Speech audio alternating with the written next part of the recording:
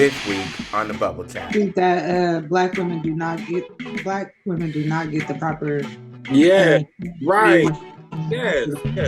From having babies to all of this, like we just don't get what we need from those people. Like, as long as they're happy with each other, and that's all that matters. Because real talk, when two celebrities get together, the public loves to project all these expectations onto them. Yeah, McDonald, Lil Pump found her nigga in the Applebee's with McDonald back in the day, and she ain't over it. Oh my God! I said what I said. That bitch had me fucked up and fuck her. Now I want to know what the mama it was fighting for. Put out house and everything, but that's not. By the way, just ginger tea. You know what? See, what we want to go before mama and them tea.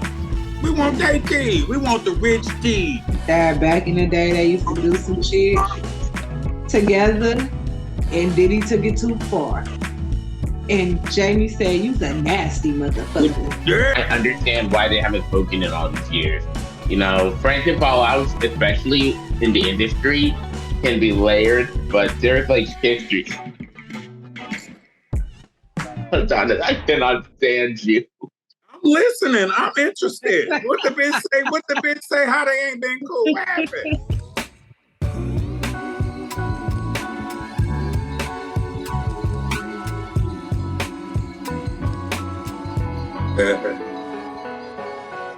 Hey, what's up, everybody? Welcome back to the Bubble Chat, your go-to podcast for all things pop culture, daily drama, and the tea. Hello there. You didn't know you need. I'm your host, Jawan, and whether you're tuning in while you get ready for work or clean your room or wind down after a long day of work, I'm so glad you're here. This is the place where we keep it real, keep it tight, keep it light, and keep it moving. All right. Now, if you're new to Bubble Chat, let me break it down for you. We talk about everything from the latest celeb headlines to wild internet moments. Plus, we throw in a little personal storytelling and good vibes along the way. You might laugh, you might gasp, and sometimes you might say, "Oh, no, they didn't." But trust me, we're just getting started. And this season, we've got some new surprises coming your way, too. We got special guests, live Q&As, and even some exclusive segments that I know y'all gonna love. So if you are not already subscribed, what are you doing? Hit the follow button so you never miss an episode. I'm talking to my morning multitaskers, my commute crew, and my night owls. You don't want to miss this party. Also, we want to hear from you. Yes, you listening right now. If there's a topic you want to cover, a trend you're confused about, or a story you're dying to share, slide into our DMs or leave us a voice note. The show isn't just me talking into a mic. It's a conversation and you're a part of it. All right, now enough of this intro. Let's get into the show. Grab your snack, sip your drink, buckle up and get time, and let's get ready for this hot, steamy tea. And as the late Wendy, she ain't there, but as the great Wendy Williams. Right, the great, not the late. How you doing? How you doing? How you doing? Alrighty, everyone. So, by now, I'm sure most of you have heard the heartbreaking case of Adrianna Smith, the 30-year-old woman who was declared brain dead but kept on life support because she was pregnant. Adrianna suffered a catastrophic medical event back in March and was declared brain dead. Normally, that's where the case decisions would shift to the family. But because Adrianna was 20 weeks pregnant, Georgia's abortion law, which defines personhood starting at around 6 weeks, meant doctors legally couldn't remove her from life support. Georgia Democratic lawmakers are now pushing for clarity in that law, and they want to make sure we never put families through this kind of nightmare again. Experts and advocates are saying Georgia isn't the only state where this kind of legal confusion could happen. Other states with similar abortion laws might face the same kind of horrifying limbo when a pregnant person is declared brain dead. I want to bring this to the table now. What does bodily autonomy look like when the law starts defining personhood before viability? And how do we, as a country, make space for medical nuance while respecting human grief and choices? I'm turning it into my co-host. What's your take on this? Ladies first. Well, I'm pro-choice, so I believe the government needs to mind their business and get out that lady business and out that family business. It's not fair to put. We don't know the mindset of her family, if they are grieving, if they want to just be over it, if they even want to take care of a baby, if anybody is even in position to take care of a baby. That baby is gonna have its own issues. Like, it's so much that go into that. And I don't think it's nobody's choice but the families what they should have did. It's not right. Yeah, I've been following this case closely, and I just gotta say, what I found absolutely disgusting was what I came across in one of the TikTok videos breaking it down. Um, According to that video, Adrian's concerns were constantly swept under the rug. She was misdiagnosed, and the most disturbing part, they weren't even running any tests, just guessing. And on top of that, it sounds like she was being given medication without her boyfriend being informed and possibly about her full understanding either. Like, how the fuck do you just hand someone medication without fully explaining what it is or getting the proper consent? That's terrifying. And then we get to the day where she was gasping for air, gargling, which was likely blood. And finally, they run a CT scan and it shows blood clots in her brain. She was brain dead at that point. That could have been prevented. That should have been caught way earlier. And look, I'm not a doctor and I don't need to be, but I do know that if a patient is repeatedly coming in saying something's not right and they're in visible pain, the very least you can do is, as a medical professional, is run some goddamn tests. Actually, do your research and be honest about what you do and don't know. Now, I'm not going to put the blame on Adrianna, not at all, but I will say this: if I was in her shoes, knowing what I know now, I would have pushed for a second opinion because just migraines doesn't cover the level of pain and those kinds of symptoms. We deserve better care than that, and she deserves better. Yeah, It's definitely in the history of this country that black women do not get the proper right. Yes. From having babies to all of this. Like, we just don't get what we need from those people. It's kind of sad, but I mean, I'm gonna look at the silver lining in it. I mean, so they talk about the mortality rate of Black women, and so they say that normally or sometimes in the cases of giving birth that we lose the mother. And this isn't that situation. Is totally in reverse. We kind of were preserving the mother to kind of save the baby, but the only reason we're preserving the mother and to save the baby is because of the law has been put in, which is backing up by Michelle, stay your ass up on my coochie in between my legs. And so, and then, we can go back and forth and agree to disagree on, if the family is ready to take the baby, this, then a third. I'm just looking at it, instead of at least 2 lives being gone, it's just one. Then that's the only thing I can really think about. I mean, because we got the baby. And it's just like in soul food. Grandma had a dream about fish. Oh, but before the fish come, girl, we got to take out another one. So, right. I feel like that. I feel like that, and you feel like that. But for that girl mama, that might be too painful to raise that baby. And then that's what I'm saying. Like, it's just so deep. But it's just like, that's like the only. That's even know. Do they know if she was gonna keep the damn baby? Yikes! Like, that's what I'm saying. It's so much that is not their business. My watermelon mask. I'm going to eat my water. And I'm going to raise my pinky. Can I ask you a question? Girl, are you drinking a can of Lysol? I am drinking a can of Bitch Be Gone. For any bitch that want to try me, don't. Eliminate hoes, thoughts, boppers, scrippers, all that. And I keep it classy with my pinky because I'm classy. He got the tea. I got That's not nice. my cup.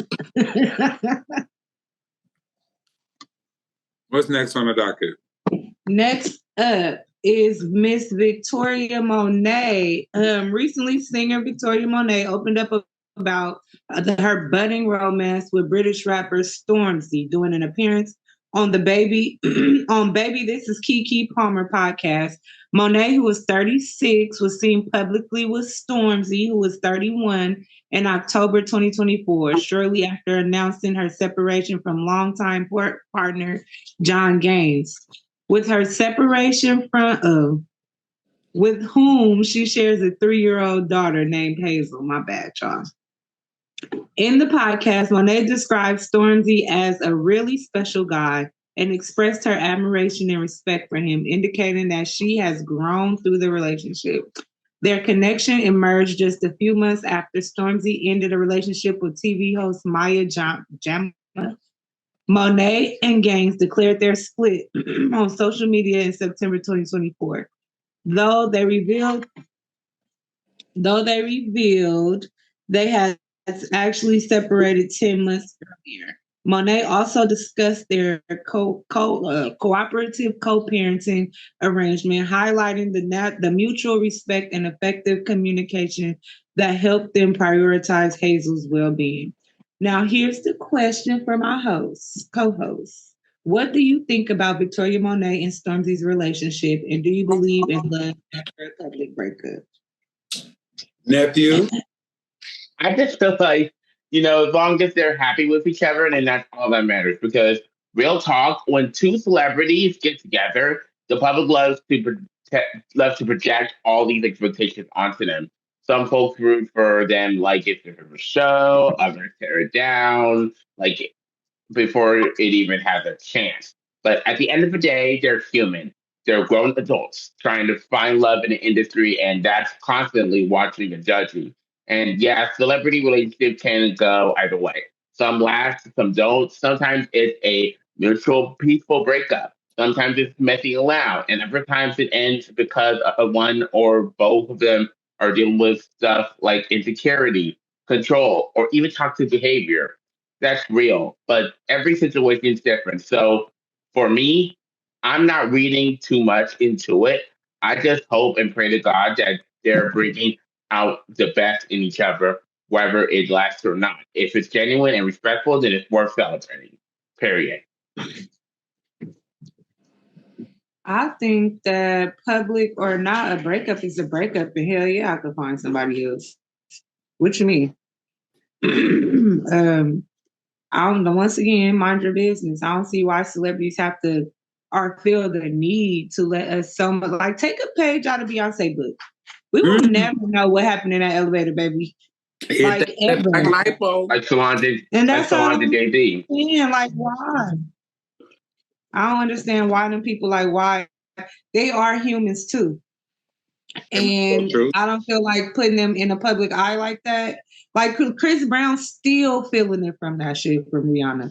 He's still losing endorsements, still losing money, still got people looking at him some type of way when that could have just been handled privately. They had a fight. Like Chris and Riri from around the corner would have still been together today if they wasn't Chris Brown and Rihanna. Like it blew it out of proportion for no reason. That's true. Now I feel like shit. Do you believe in love after love? Okay. That's what I'm saying. And in Hollywood, all these whores, Kim Kardashian, Chris Brown, Rihanna, Leonardo DiCaprio, Eddie Murphy, ex-wife. Not a whore. They be dating. She's she went through Drake and Chris before she sat up and laid up with A$AP Rocky, and I just wonder, did 2 Chainz record in I love bad bitches in my fucking problem because they always on the damn song together. She's a whore. That's the biggest whore in the world to me. Baby, this biggest whore on the track. Trina's a whore. Puff Daddy's a whore. They all believe in love after love. Look at Gary. Do not put Puff Daddy in the category with none of the people that I love. That man is a monster. Yeah, look, Young Miami is a whore. He's beyond a whore. Future is a whore. Bow Wow is a whore. Little flea bit little nigga. Ray J is a whore. And they can be whores. Leave them alone. Let them Because they people believe in love after love. They broke up with somebody and got right with that next bitch real quick. Lori Harvey is a whore. Ooh, Michael B. Lord. Jordan, he's a whore. We don't know who She he believe whore. in love after love after love after love after Love after plug. I lived in plug after plug. Yeah. Yeah, Lori Harvey. Half the baby. niggas I just said. She dated Future, Michael B, and then she slid up under Chris armpit for about 20 minutes. You know who else too? And she know how to pick a Bow Wow baby mama. Look. Joey Clark. What's her name? See? She got a rapper, a football player, and a basketball player. I think. Lozada, she was a whore, everything. Look. Yeah, so we believe in love after love. Even if you be in Hollywood. You ain't got to be in Hollywood, you be in Hollywood with it. Okay? Keep searching. Now. You find it. This is a special kind of dirt because we don't talk about theater often, but Broadway legend Patti LuPone issued a public apology following backlash over comments she made about fellow Broadway arts stars Audra McDonald and Keisha Lewis. In a New Yorker interview, LuPone referred to Lewis as a bitch and questioned her status as a theater veteran. She also dismissed McDonald as not a friend, which surprised many, including McDonald herself, who stated she hadn't seen LuPone in over a decade. These comments led to an open letter signed by over 500 members of the Broadway community condemning LuPone's statement and degrading and racially insensitive.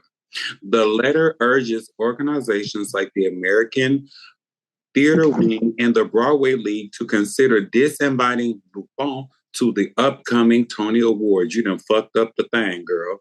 In response, LuPone took to Instagram to express her deep regret for her remarks, admitting that they were demeaning and disrespectful, but you meant it, bitch, because you said it. She affirmed that her commitment to make amends and uphold the spirit of community theater. Now, I want to open up the flow because we're going to mop it up. How do we navigate accountability and forgiveness in the arts community? Didn't Chris Brown apologize and he begged for Carucci in the end? He didn't win. I think. Didn't Puff Daddy do an apology? I don't think he's going to win. But we talking about LuPone. But go ahead. I think LuPone ain't sorry about shit. I think. What's her name? The lady, what's her name? McDonald. McDonald was fucking with her nigga 10 years ago. Yeah, McDonald. LuPone found her nigga in the Applebee's with McDonald back in the day, and she ain't over it. Oh my God. I said what I said. That bitch had me fucked up and fuck her. That don't mean that she wasn't going to the Tony She said, I anyway. get in this. That's what I get in this. She was not going to that award show anyway. She don't give a fuck. Mm-hmm. Well, on the subject of chastisement, that black lady Cynthia Rivera, Miss Rebo had made a very, very disparaging comment against American actors and American art. Before she from the Ariana Grande movie. But way before she did this shit with Ariana Grande, they brought her ass over here and then they duped that bitch and then give her not one award. So DuPont, if they let you have a ticket to the awards, please don't expect an award when you get there, honey. And I never heard your name until today, and I could have called you Greg Poupon if it meant anything. The fact that you get so much fun saying that lady name is hilarious. Lupin? So I've seen the headlines, read the quotes, and honestly, I understand why they haven't spoken in all these years.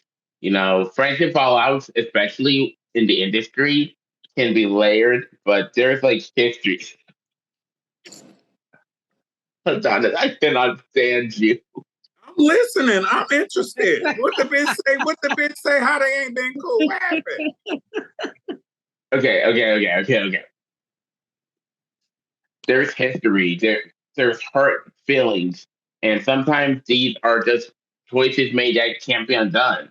And when Patty admitted that they haven't spoken in years, that she didn't apologize to Audra or Keisha, look, I didn't take it lightly, but at the same time, I don't know all the details. None of us really do, and it's not in my control or any of ours for that matter, whether they chose to reconnect or just let that friendship stay severed. And that's their journey. If they decide to talk it out one day, beautiful. If they don't, that's valid too. Not every bond gets a reunion. And honestly, sometimes faith is the healthy sufficient. And I just hope that they're both at peace with where they are now. That's really all I can say. It's human to outgrow people, and it's human to miss them too. Both things can be true. All I want to know is who jumped, who kicked who on the red carpet. Lil Bump sound like she got a little Bump. She got the hands. For real, I get that. She like boom bump, Lil Bump, boom bump. Keisha gonna say, bitch, how I get in this? She gonna bump out. Okay, bitch, you tell me how I get in this. Oh my God. All right, moving on. Let's talk about Kobe Bryant's widow, Vanessa Bryant. Mm-hmm. Recently, rumors started swirling online, suggesting that she was pregnant with her 5th child. The speculation gained traction on social media platforms, with some even claiming she was dating a 27-year-old NBA player. But Vanessa wasn't having any of it, honey. She took to Instagram stories to address rumors in the most iconic way possible. She posted a meme featuring Rihanna lounging in water, holding a drink and flipping off the camera. The caption read, "Me protecting my peace. Not pregnant and having fun all summer." Talk about shutting down gossip. Sorry, y'all. I'm a little tipsy. Talk about shutting down gossip with style. She followed it up with another Rihanna meme stating, "I'm not mean, I'm just not the one." Clearly, Vanessa is unbothered and living her best life. It's worth nothing. It's worth noting that Vanessa has been through a lot over the past few years. She focused on raising her 3 daughters and honoring Kobe and Gianna's legacy through the Mamba and Mamacita Sports Foundation after the loss of both of them in the helicopter crash. She kept her personal life private, as she should, and there's been no credible evidence to support the recent rumors. Now I want to open up the floor to my co-hosts. What do y'all feel about Vanessa's response to the rumors? And do you think celebrities should to address such gossip, or is it better to ignore it? How you feel, nephew? I think it's, excuse me. You better not cry. I think it's completely unprofessional and honestly flat out disrespectful for someone to start that kind of story, all for likes, clicks, clout, and a little attention, especially when it's not rooted in fact or shared consent. Vanessa, like you said, Michelle, Vanessa has been through so much. I've been following her journey for a while now, not just as the widow of Kobe Bryant, but as the mother who lost her child as well, and as a woman who had a very public fallout with her own mom, and as someone who had to go through the trauma of taking the LAPD to court after allegations that officers shared photos from the crash site that took her family. And she carried the pain What that happened with most her of us couldn't even begin to imagine. I don't really know for sure. All I know is that there was conflict between both of them, and that's what. And she kicked her mother out of her house. Like I said, I don't know the details of it, but all I know is that there was conflict, and she just couldn't take it anymore. But to see people casually throw her name into gossip columns or try to create a viral post speculating about something as personal as pregnancy without any confirmation, without her consent, that's not journalism, nor is it even entertainment. That's exploitation. She deserves peace. She deserves to share her truth on her terms. And if she chose this, it's not our place to fill in the blank with clickbait or to use someone else's grief for engagement. Nephew, you be spilling hot ass tea and can't never tell us the flavor of the tea bag. Now I want to know what the mama was fighting for.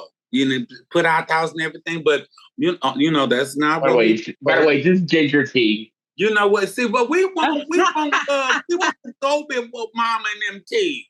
We want that tea. We want the rich tea. You don't know what type of tea that is. But it's hot. Go ahead, Nichelle. I'm sorry. I think like how long is she supposed to be Kobe Bryant's wife? When he did now. When he that's gone. what I'm saying. It sound real fucked up, but he not here no more, baby. If she want a 27-year-old basketball player, kudos to her. If she want to have another baby, kudos to her. Like, why is that a problem? Why is it a problem for her to be happy again? You know what I was just thinking? What? Did Betty Shabazz or the late Dr. Mondo, did they get their back blown out later by our brother? I ain't never known Coretta to be with nobody else, but that don't mean that she was. That could be a bald-faced lie. I'm just saying, I don't know that she that don't mean that she wasn't. A driver. I don't know. This is what I gotta say. If she is, and so what? But I think her womb too old to be trying to throw out some life. She got too much money to be trying to be tied down by a baby or a 27-year-old nigga. But if she was and is, what we gonna do about it? So what? What we gonna do about it? So what?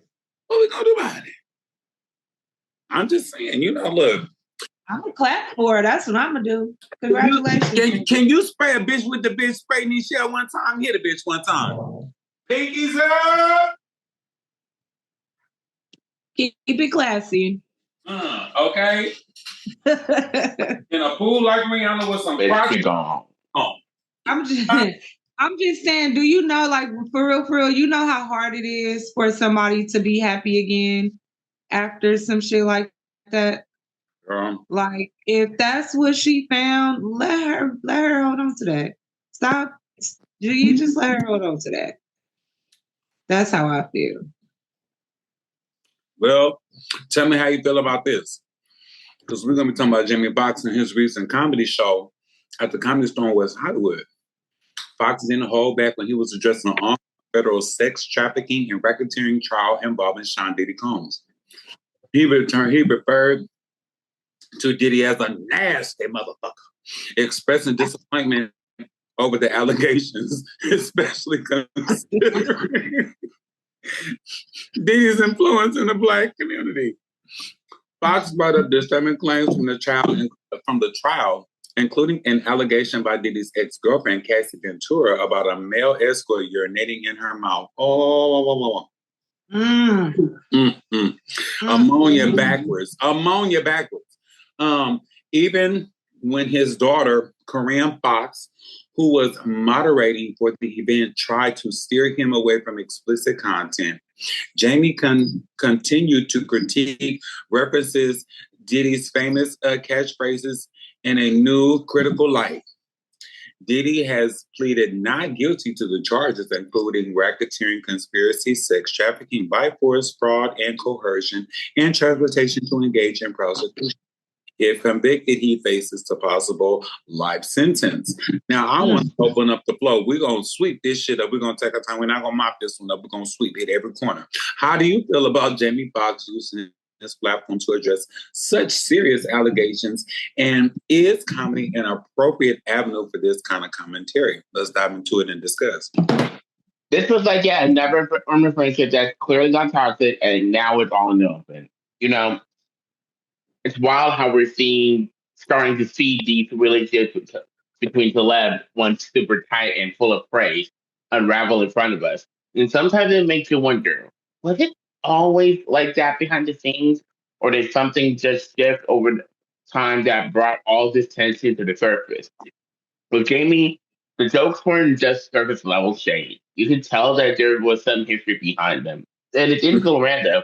It felt personal. And honestly, I think a lot of people can relate to that moment where someone you used to roll with ends up becoming the person you need to distance yourself from, especially when they start doing things that no longer align with who you are. It's just unfortunate that sometimes some of these types of friendships only come to light when the damage is already done.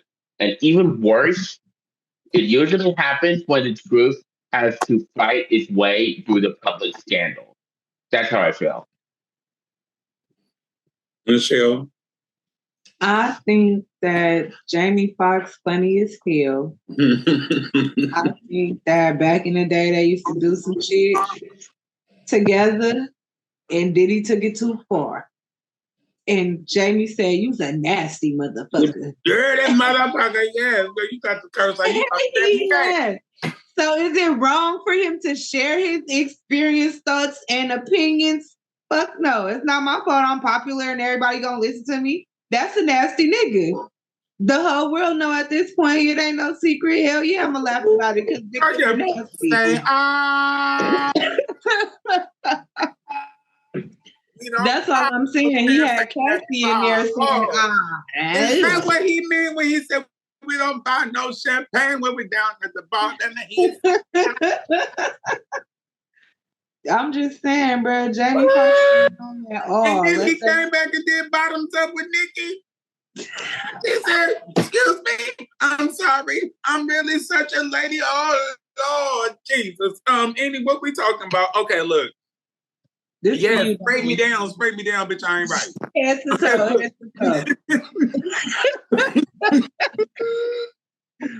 What were we talking about? Oh my God. Jamie Foxx did. Woo! Okay, because we laughing. And we need laughter because laughter is healing. So even if you've been hurt, been through something traumatic, you're gonna need the healing. And a part of healing, the definition of healing is laughter. You can be able to laugh at it. Not laugh at the circumstances, but you can just laugh at it. You see what I'm saying? Yes, it is just like the Bible says, you have tears of joy to mourning and you have tears of mourning to joy. It's the same thing. You have to go through a stint of hurt to be able to laugh. And you laugh because you got through it, you got past the hurt. So, we're gonna keep our prayers out and up for everyone involved in this whole Diddy thing. But back to Jamie, Mr. Jamie, I remember you for real, Busta Rhymes and Puff Daddy looking like the male motherfucking in Vogue, shaking y'all ass and booties to the left, talking about Busta. With the white robes on, and everybody got to wear all white to the Diddy party. Got that Ciroc with the pink cocaine in it, and you're going to start off tingling and feeling and sensations. And Jamie said, I don't want it, and I don't want it. You dirty motherfucker. See, Jamie Foxx is Beverly Johnson. Remember when Bill Cosby tried to take down Beverly Johnson and she fought him off? She said, "Fuck you, you dirty motherfucker." And Jamie did the same thing. So just like Elon Musk and Donald Trump just broke up, Jamie and Puff Daddy Ben broke up. They broke up. And now he like, yeah, bitch, you getting everything you deserve. And Diddy said, I want the back. Talking about laughter, Diddy can't do nothing but sit and sell like, and this shit crazy. Diddy do the remake. He in there laughing to himself like I had a hell of a run. Your mind when I was gone. You're dumb. What's next on the docket? All right, let's see what's next on the docket.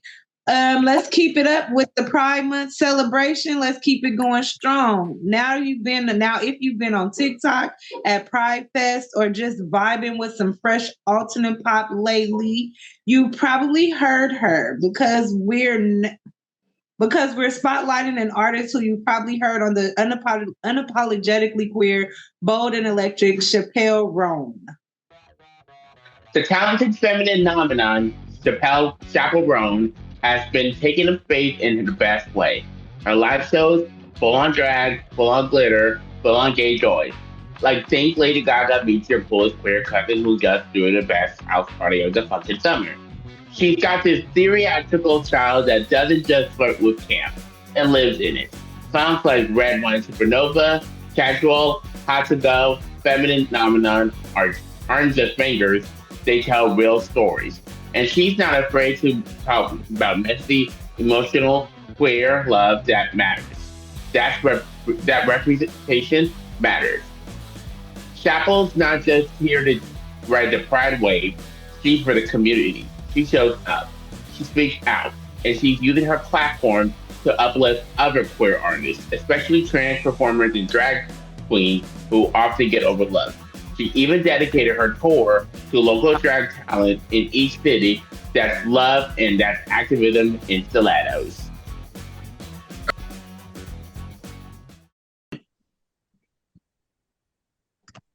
Welcome back, everybody. We're diving into one of my favorite parts of the show. It's time for Beyond the Block. This is where we take a step past the headlines and social media hot takes to really talk about what's going on underneath it all, specifically before the bubble chat existed.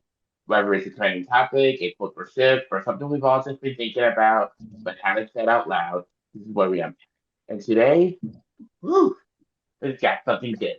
It's one of those combos where you might find yourself nodding along, maybe even giggling a little. But either way, it's gonna get you thinking. That's the whole point. So, co-host, you ready to get real? Even in the past, let's go beyond the block and tap into what really matters. So today we're revisiting the moment in hip hop that still people gets talking. Nicki Minaj, Cardi B, and the motorsport mess. So let's rewind for a sec. Back in 2017, Motorsport, get it, Motorsport, dropped as a collab between the Migos, Nicki Minaj, and Cardi B. It was hyped up as a major power move for women in rap, but behind the scenes, there was some messy shit. So Nicki's original verse, allegedly her shouting out Cardi B directly. Something along the lines of, if Cardi B, the QB, and I'm Nicki Lombardi. Y'all like that bar? Now, of course, we can't play the song. That's why I had to rap. Sideline, because y'all know these record labels don't play that shit when it comes to copyright.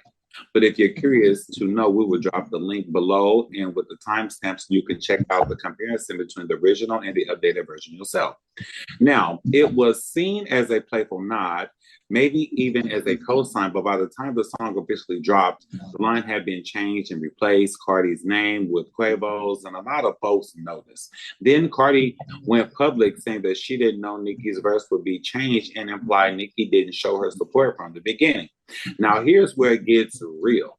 Nicki later said that Cardi comments did hurt her. She felt like she was being painted as the villain when from her perspective, she was actually trying to be supportive, only to get shunned in return. That's some bullshit, Nicki. And honestly, that speaks to bigger, especially as women in the industry, the media, and even fans are quick to pit them against each other instead of letting them coexist and collaborate. So my question for all of this, when it comes to women in hip hop, why do we keep ending up in these who's against who narratives? Is it just marketing, or is there something deeper going on? Unpack it. How do you guys feel about that? Honestly, I really think that the whole motorsport situation is what sparked the actual feud between the two parties. To me, like that was a turning point. There was already tension bubbling under the surface, but this made it boil over. Miscommunication, things changes, public comment, it all added up to, and just blew the door wide open. I mean, think about it. If you're Nikki and you feel like you're being mispresented or thrown under the bus after trying to be playful or show some love, yeah, that's gonna come to thing. And if you're Cardi and you're told that one thing but something completely different happens on final track, that's gonna feel shady. So no, I wouldn't be surprised, and honestly, I'm not even surprised if this ends up being their only collaboration, like ever. If Yeah, that's never gonna happen again. potential it had the potential to be a defining moment of women in rap.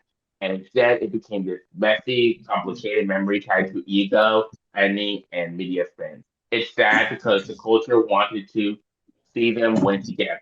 But the industry has a way of pushing people apart, especially to women's talent.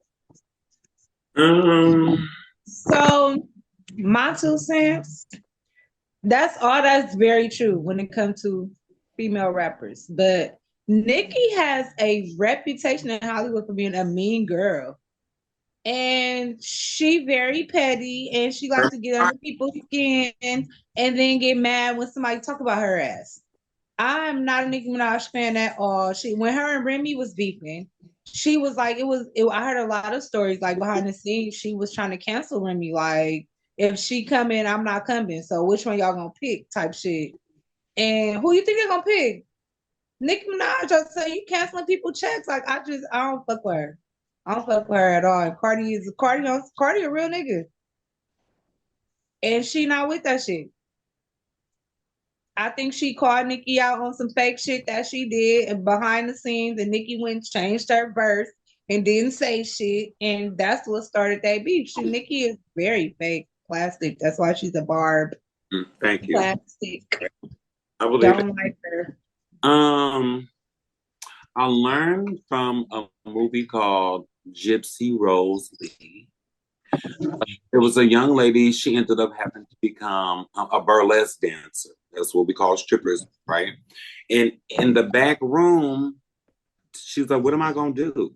And they was like, bitch, if you want to get it, you got to have a gimmick. Every rapper, male or female, has a gimmick. Everyone has a persona. That, you know, Ross is a smooth, fat guy. You see what I'm saying? Plies, I'm a nasty boss freak. You see what I'm saying? Like, everyone has a facade that they're portraying, right? And when it comes to women, there are many facades. Like, there's a whole bunch of facades as men. So we have Lauryn Hill, she's a conscious rapper. Then we have Missy Elliott, she's amazing. And you have someone like Nicki Minaj. You said Missy is a what? Amazing. Oh. Amazing, right? You see what I'm saying? You had Left Eye. You know, you have Remy Ma. Now, I don't want to bring Remy Ma. Let me take Remy Ma back, because I'm talking about the differences between them all. And then you have a Nicki Minaj and you have a Cardi B. I don't necessarily consider Cardi B like a rap artist like that. Nicki Minaj really has a collection. She really can rap. She is lyrically great. I'm not going to take anything away from her.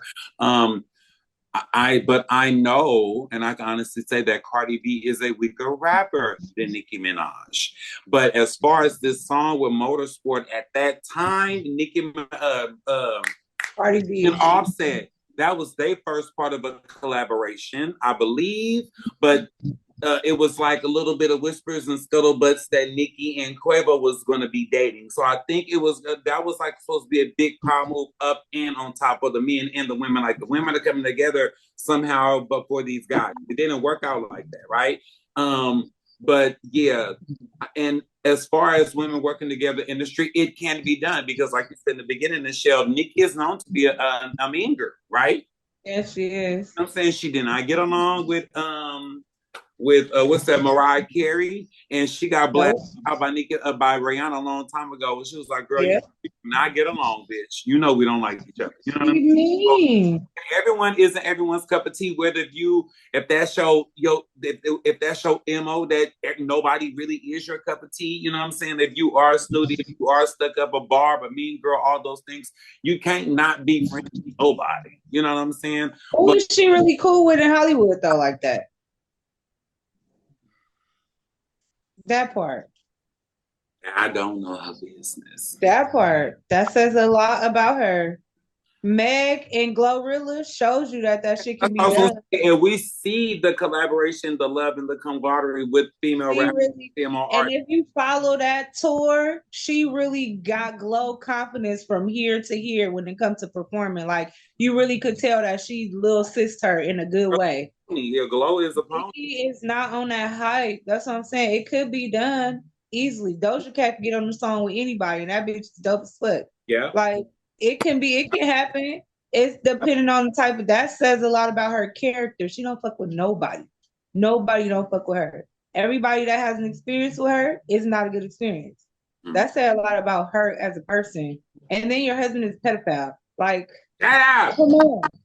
Like, it's saying a lot about her. It's giving girl over there, petty girl.